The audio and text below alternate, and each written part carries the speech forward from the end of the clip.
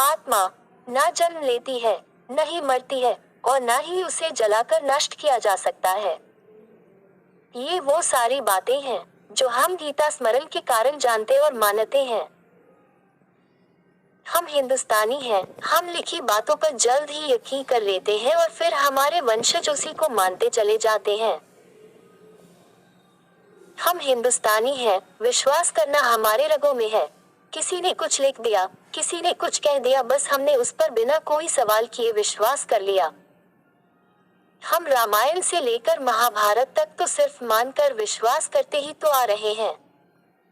हम शिव से लेकर रावण तक सिर्फ विश्वास के बल पर ही तो टिके हुए हैं।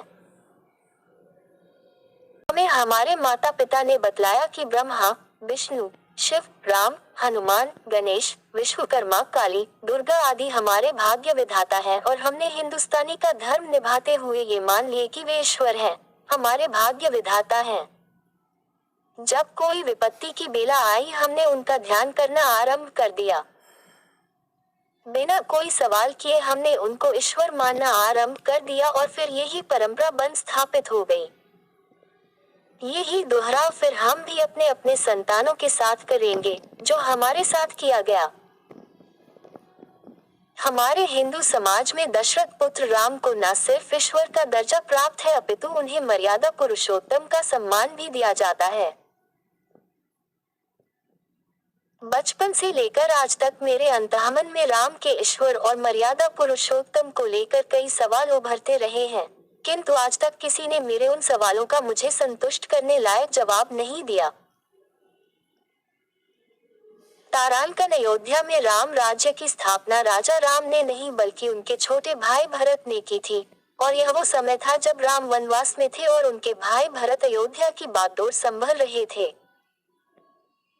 तारांकन बाली का वध राम ने छुपकर किया था, वो भी सुग्रीव के निकटता के कारण, जबकि सुग्रीव और बाली की निजी शत्रुता थी। छुपकर किया गया बाली का वध राम के ईश्वर चरित्र और मर्यादा पुरुषोत्तम चरित्र को कलंकित करता है। तारांकन लंका में अग्नि द्वारा अपनी पत्नी सीता के चरित्र का सत्यापन करने के बावजूद बिना बताए अपनी पत्नी सीता का परित्याग कर उसे अपने भाई लक्ष्मण द्वारा जंगल में अकेला छोड़ देना उनके ईश्वर चरित्र और मर्यादा पुरुषोत्तम चरित्र को कलंकित करता है। और भी ऐसे कई उदाहरण हैं जो राम के ईश्वर और मर्यादा पुरुषोत्तम चरित्र के ऊपर प्रश्न अंकित करता है। यही कारण है कि मैं व्यक्तिगत रूप से उन्हें ईश्वर नहीं मानता। ऐसे ही कई सवाल कृष्ण को ईश्वर मानने से लेकर है। मुझे पता है यदि कोई इनके ईश्वर चरित्र पर सवाल मात्र उठाए तो हमारे हिंदुस्तान तो मानो भूचाल ही आ जाएगा। क्या हमें हक नहीं अपनी परंपराओं को सार्थक रूप देने का?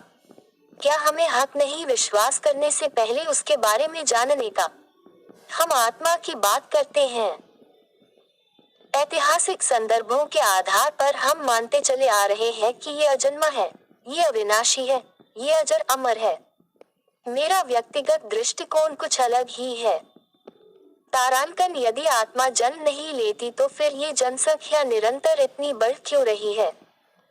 नए लोग जो पैदा हो रहे हैं वे आत्माएं कहाँ से आ रही हैं? इन्हीं आत्मा के कारण हम मनुष्यता को बिल्कुल ही भूलते जा रहे हैं। हम हिंदू हैं, वो मुस्लिम है, वो सिख है, वो ईसाई है। क्या हो रहा है यहाँ? क्यों हो रहा है ये सब? कौन है इन सब के पीछे? एक सवाल मगर कोई जवाब नहीं। तारांकन कई गैर मुस्लिम लोग महज इस कारण कि मांस कटाने वाला कोई मुसलमान है, उससे मांस नहीं खरीदता। उनका मानना है कि मुस्लिम मांस हलाल करके काटते हैं, जिससे मरने वाला जानवर को धीरे धीरे करके मारा जाता है। मेरा ये मानना है कि जानवर की किसी प्रकार से मारा जाए, अंततः वो मारा तो जाता ही है, फिर उसके मारे जाने के तरीकों पर सवाल खड़े करना कहाँ तक शोभा देता है?